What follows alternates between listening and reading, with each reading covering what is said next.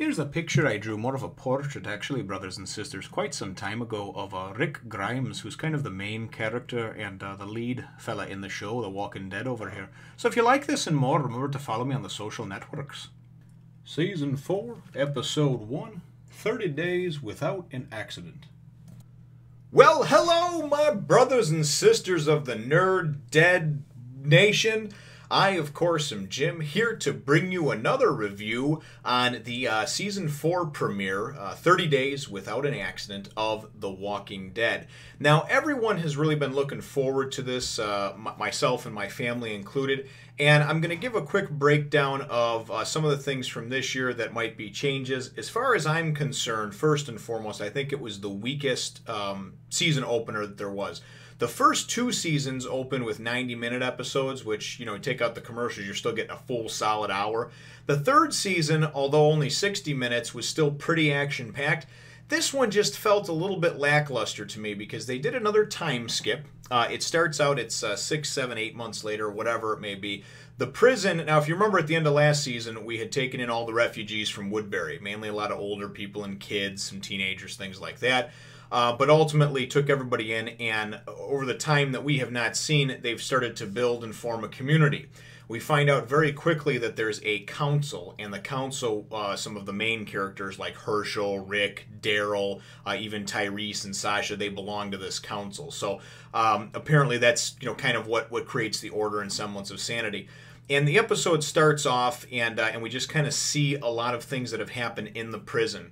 The walkers go and now just kind of shuffle in and come towards and build up on the fences, and they actually have people that have to take turns. It's like a job, taking sharp objects and stabbing these things in the face so they don't build up on the fences and their weight doesn't break the fences. There's some gardening going on, a lot of things that we saw in the previews. Herschel's tending to some plants, they're growing some things. It's a real community. There's story time for the kids. Everybody kind of has their jobs. But the basic breakdown of things, and there's two kind of major things that happen in here, and there was a bunch of new characters that were introduced, and some of the names I didn't even catch right away. But the first thing that happened was Rick. Rick went and was going to go off, and he is going to go on a run by himself to check these traps that they have set out in the forest to hopefully catch, you know, deer or whatever other type of wild animal. And he goes and checks them regularly to make sure the walkers don't get to him, and hopefully they've got some fresh meat, some fresh food. Some of the characters are like celebrities as well around the camp. One kid wants to shake Daryl's hand, you know, just because he brought back this deer the day before. And so there's a lot of this type of stuff going on where it seems like they're the rock stars. Our main group of survivors that we've been following for 3 years are now the celebrities, the rock stars, if you will, of the camp. But the main thing that happens is Rick goes out to check these traps, and he encounters in the woods what at first, when I looked at it, I thought it was some kind of like crazy zombie. It was this woman, looked like she was shambling around. And then all of a sudden she turns and she says, "Help, help," you know, and she's real weak voiced. And she looks like a zombie. I mean, she's just haggard and dirty and hair mussed up and everything. Looks like a zombie. Somebody's died and come back to life and doesn't comb their hair regularly, right? But so the part of the story takes place with Rick going and following her. He talks to her, meets up with her. She asks him to help her carry this, you know, this dead boar back to her camp, and she's going to get back to her husband Eddie. Well, the whole time I didn't really trust her at all, but while this is going on, you have the other half of the story, which is taking place intertwined, and that's Daryl, Tyrese, Sasha, Glenn, a number of them, some new black guy, I don't know what his name is yet, I forget actually. Daryl found him though, and they're all going on this supply run, right? So they wind up going to this, basically what's the equivalent of like a, you know, like a Kmart or a Walmart, some kind of department store type place that's got everything from electronics and microwaves to liquor and whatever. So that's the cool part and the action part of the story. Okay, the thing with Rick, I'll get back into and explain at the end of it, but it doesn't really ever materialize in anything important. What winds up happening is that you see that now they act together as a team, and they move in, they clear out, they check for zombies. When they go in in a certain formation. It's all very regimented and very much like, hey, listen, we're trying to cut down. A lot of them are wearing body armor and things like that. Like Glenn goes in and he's got like full pads on, man. I mean, every pad you can imagine, except for his hands and face are covered. because then obviously the zombies can't bite you and infect you. So we wind up finding out, though, it zooms out and shows the top of this building right before it goes to commercial, and there's like tons of zombies walking around up there, and there's a helicopter that has crashed on the top of the building, okay? So you're looking at that going, this isn't going to be good. You know, I can see the writing on the wall. I'm not, you know, I don't have a magic ball, a crystal ball to see into the future, but this isn't going to be good in the immediate future.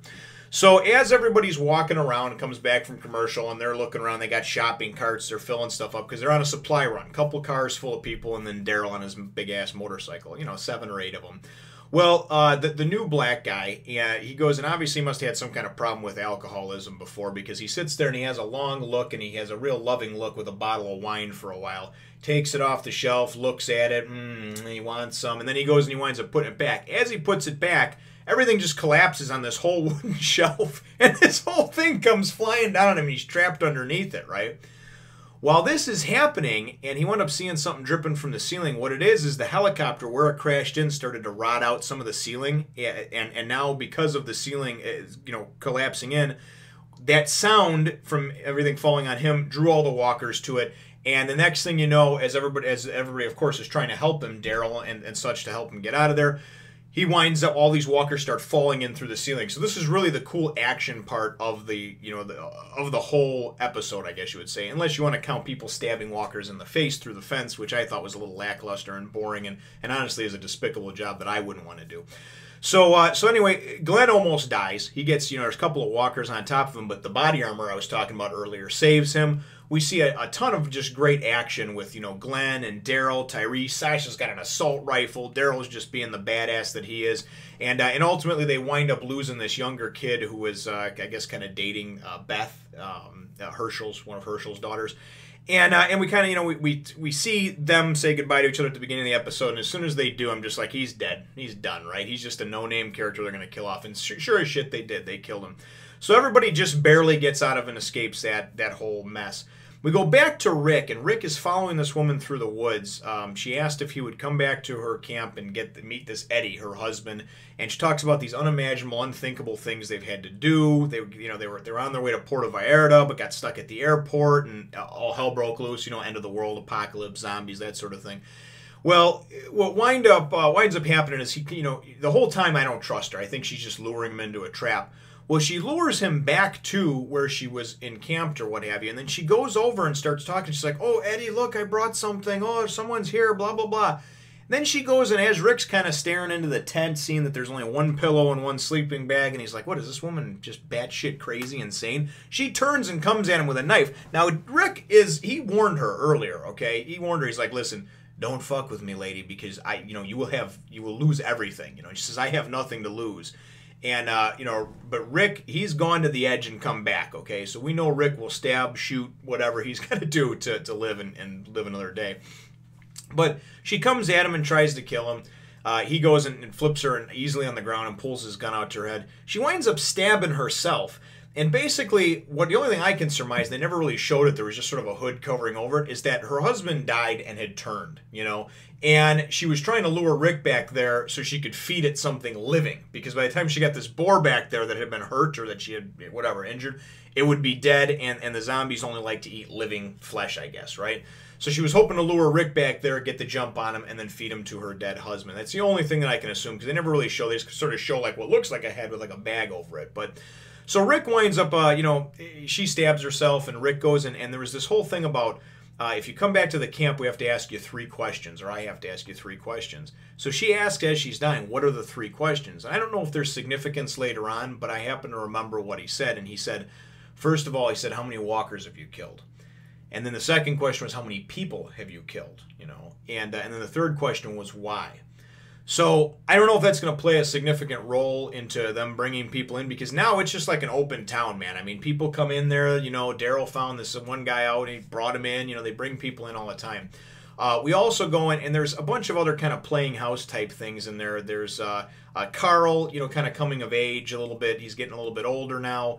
Michonne, she has a horse now. She's been out looking for the governor. She goes out on these runs. She wound up coming back just in time to go on a supply run with them. And there's just a lot of craziness, you know, going on. But for the most part, this was really just kind of they have a new showrunner. and a new producer for the show. In the first season, it was Frank Darabont, who's great. He's done a lot of movies and things like that. They wound up getting rid of him probably for budgetary reasons, and they had this other guy come on for this Glenn Mazzara for the second and third seasons, which I thought were okay, but never really realized their full potential. Now they got this guy Scott Gimple, third showrunner in 4 years. I'm really hoping that he can kind of right the ship and get things going, because there's so much good characters and so many good characters to develop, This younger kid that looks like he's about a teenager, and the episode leaves you on a cliffhanger. He had ducked out of story time with Carol earlier, and story time we found out also is actually like she goes and teaches kids how to use knives to defend themselves too. And then when Carl kind of discovers it, she's like, "Don't tell your dad." So apparently it's something that Rick hasn't sanctioned. But this kid who ducked out earlier because he was feeling sick kind of gets up in the middle of the night. Everybody's gotten back from out being on their run. Rick's back, blah, blah, blah. And he gets up, he's coughing, and he goes, and of course they're sleeping in the cell blocks. They're sleeping in a prison, right? He gets up and goes to the bathrooms or showers or whatever, and goes to kind of try to cool himself off with, by pumping the thing, getting the shower going. They've got running water. He winds up collapsing, right? And as he's coughing real bad, and the only thing I could think of is somehow this kid got infected. Maybe he was working the fence walls. Maybe he got scratched by one of these things. I don't know what the deal is. But at the end of the episode, he goes and you can see he's laying there and bleeding from the mouth and everything. And then all of a sudden he comes back and his eyes are yellowed and he's clearly a zombie. So that's how, the episode leaves off. All in all, I would say that it was an average, episode. I don't think that I overhyped it. I was looking forward to it. But honestly, earlier today, my wife was talking and she was saying, 'cause we watch it as a family, me and my wife and my son. And she said, "Oh, I'm just looking for it. I'm so excited about it." And we watched a bunch of episodes of season 3 yesterday just to kind of get us hyped. And I was excited, but at the same time, I was kind of like nervous and anxious, but at the same time, I was cautiously optimistic. And that was only because of the fact that I knew there was going to be this time skip from hearing about what was going on, and they didn't really leave you on a cliffhanger last year. Yeah, the governor's out there somewhere, that's great, what have you. But everybody came at the end of the season on the bus from Woodbury, and there was no plot line that was left dangling. And I think that was why there was no real sense of urgency. Like if I watched it now and did the review, or I watched it tomorrow morning, it really would have made no difference to me because it wasn't that stellar. It wasn't terrible either. I'm certainly looking forward to what the next 15 episodes of this season bring. So we did get to see all of our characters. I probably left out a little detail here or there. They're raising pigs. There's a pig that's, injured or sick or something. And then by the end of the episode, when Rick gets back, the pig looks like it's dead. But again, like I said, there's not a whole lot to report on except for certainly Walking Dead is back. We're excited about that. And I'm just really hoping that this is kind of a slow burn that just builds up towards something really, really great. So the special effects of when the helicopter came crashing through the roof at the end, or at the end of that part of the story when they were in like the Kmart type place, that was cool. There were zombies falling in through, falling in everywhere. I mean, this was crazy. I mean, this was pop, pop, they're shooting them, hitting them, killing them. Michonne's just like a bad bitch. She's got her sword, man. She's cutting them up. And then at the end, they have to get out of there, and as they're getting out of there and running, it's like an action movie. This helicopter falls in, and the whole ceiling collapses in as they're running towards the camera. So, like I said, all in all, a fair and average episode, and we're certainly looking forward to seeing the next one. So, what I will ask, though, of the nation and anybody who wishes to comment, brothers and sisters, is my episode question is just, what do you think? What did you think of this particular opening, the season opener, as compared to the 3 seasons past? Like I said, in my opinion, it's the weakest, but opinions will differ. So opinions are like assholes. Everybody has one. I think that's what they say. But so remember to leave the answer to that question in the comments down below. Feel free to hit the thumbs up, the like button if you should think that I deserve it, and subscribe if you haven't done so already. We'll look forward to catching you in next week's episode, Nation. As always, thank you, brothers and sisters, for liking, rating, commenting, subscribing, sharing. You're the ones that make this possible, so thank you for joining the nation. Hope you like this picture of a little Ricky.